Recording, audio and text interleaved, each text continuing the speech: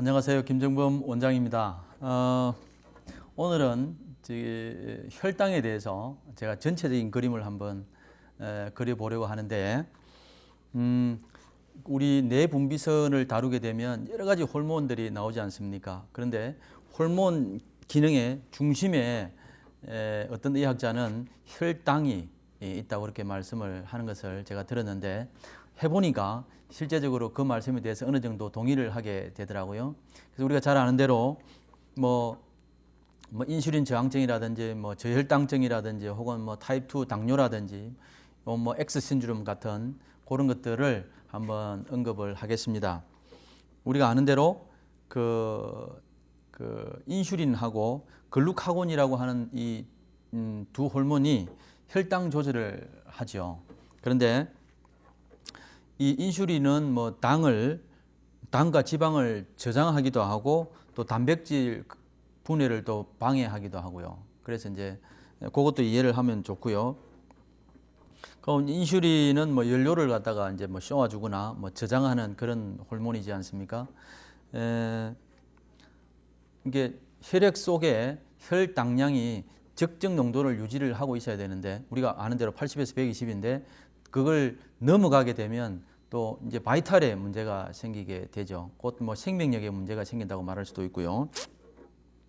너무 낮으면 혈당량이 너무 낮게 되면 뇌를 상하게 합니다. 뇌를 상하게 하고요.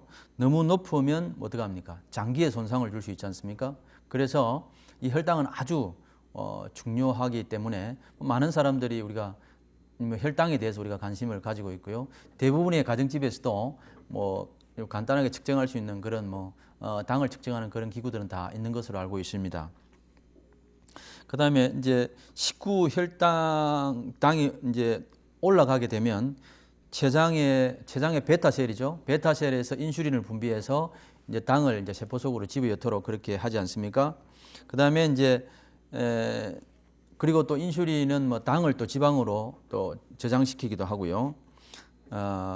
혈중에 이제 당이 다 이제 내가 식사를 했다.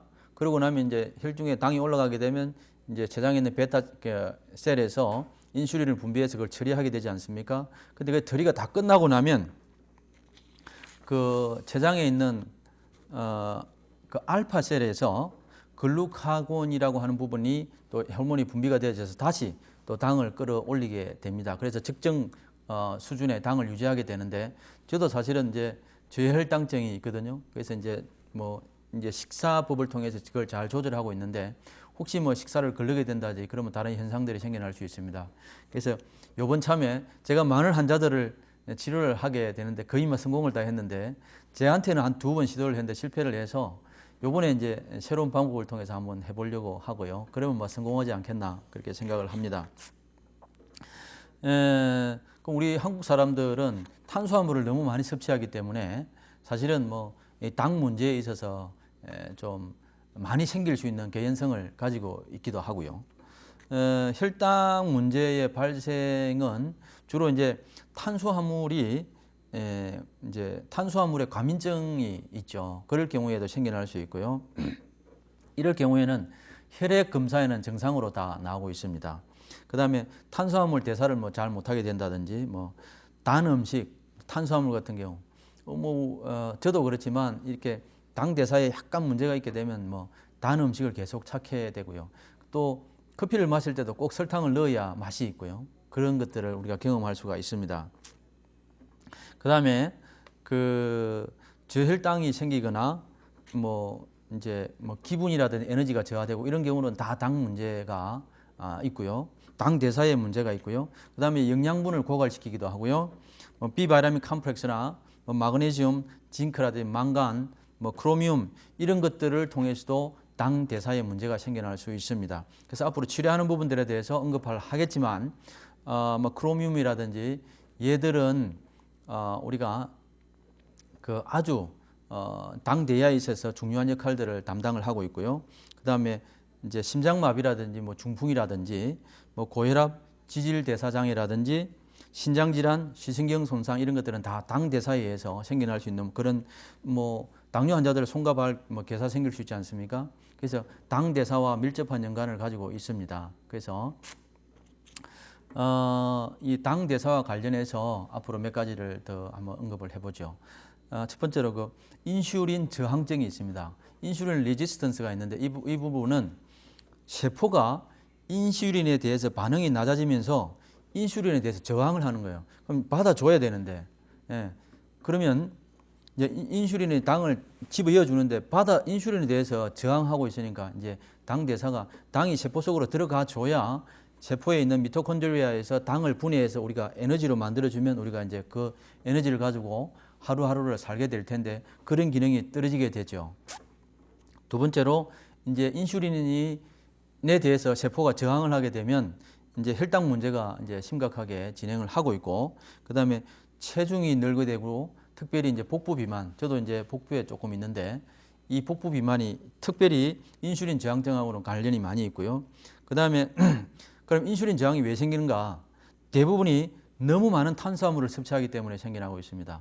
그 어떤 분들은 뭐 그냥 제가 밥통이라고 부르는데 그 밥통은 무슨 말인 게 아니라 뭐 무슨 국수, 라면, 빵 주로 탄수화물만 늘 찾는 분들이 계세요. 그런 분들 대부분이 당 대사에 문제가 있는 사람들이라고 볼 수가 있습니다. 그 다음에 이제 뭐 징크가 부족했다든지, 그 다음에 인슐린 농도를 막 감소됐다든지 이런 경우에 이제 문제가 생길 수가 있고요. 그 다음에 크로미움 부족증이 있을 수 있는데 이 크로미움이라고 하는 것은 인슐린이 세포벽을 통과할 수 있도록 만들어주는 우리 그 미네랄입니다. 그래서 이 부분도 주의 깊게 살펴봐야 되고요. 그 다음에 이제 트랜스팻이라고 그러지 않습니까? 우리 지방이 많이 있는데 그 중에서 가장 나쁜 팻이 트랜스팻입니다. 이 트랜스팻은 탄소 분자 구조가 너무 강하게 더블 본드로 타이트하게 있기 때문에 우리 체내에 들어오면 아예 6개월이 지날 때까지는 분해 자체가 일어나지 않는 그런 나쁜 지방이죠. 그래서 이런 것들은 절대로 섭취하면 안 된다라고 제가 늘 강조를 하고 있는데, 아무튼 이게 트랜스팻으로 인해서 세포벽이 정상적으로 작용을 하지 못한다든지 그럴 경우에도 이제 인슐린에 대해서 우리 세포가 그러니까 세포에서 저항을 할 수가 있고요. 그 다음에 증상을 보게 되면 이 인슐린 저항증 환자들은 혈중 인슐린 증가로 인해서 혈당과 혈중 지방을 완전히 제거를 하지 못하게 되고요. 그 다음에 혈중 당이 안정이 이제 안 되고 높았다 낮았다 그냥 플락세이션 일어나게 됩니다. 그 다음에 이런 경우에는 주로 이제 식사를 하게 되면 더 나빠져요. 컨디션이 더 나빠지는 그런 경우에도 이제 연관이 되어져가 있고, 그 다음에 밥을 먹었는데도 뭐 단 것이라든지 소금 같은 것들이 이제 많이 당기는 그런 것들을 볼 수가 있습니다. 밥 먹고 나면 무지하게 필요한 사람들 많지 않습니까?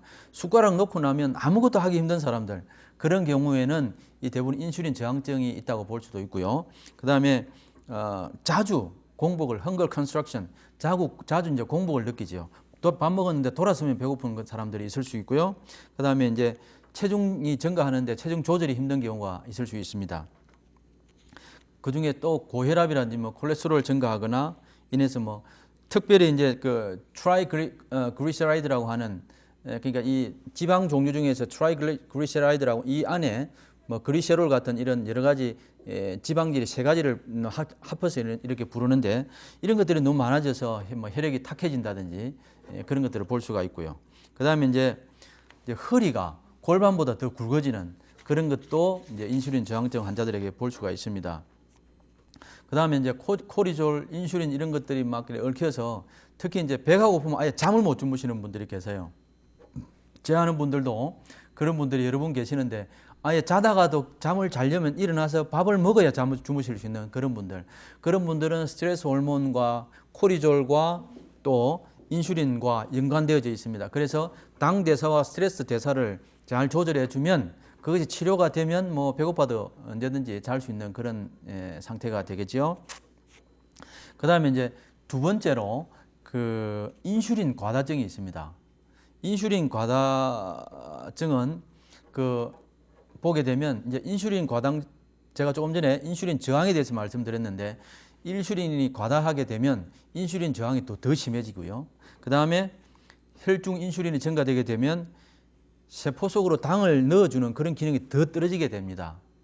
왜냐하면 세포는 자꾸 인슐린에 대해서 자극을 받기 때문에 자극이 더 둔해지고 민감해진단 말이에요. 그러니까 이게 세포가 인슐린을 잘 받아줘야 되는데 받아주지 않고 더 저항하게 되죠. 그 다음에 그걸로 인해서 혈당 문제들이 더 이제 심화가 되고, 그 다음에 콜레스테롤 불균형 생기고요. 그 다음에 심혈관 질환들이 진행을 하고, 그 다음에 이제 인슐린 과다증에서 그 다음으로 넘어가는 것이 타입 2, 제2형 당뇨라든지 아니면 X 신드롬, 대사성 장애로 넘어가게 됩니다. 대사장애와 그 제2형 당뇨하고 뭐 치료하는 부분들에 대해서도 이제 앞으로 말씀을 드리겠지만, 오늘은 아마 시간이 다 되지 않나 그렇게 생각을 합니다.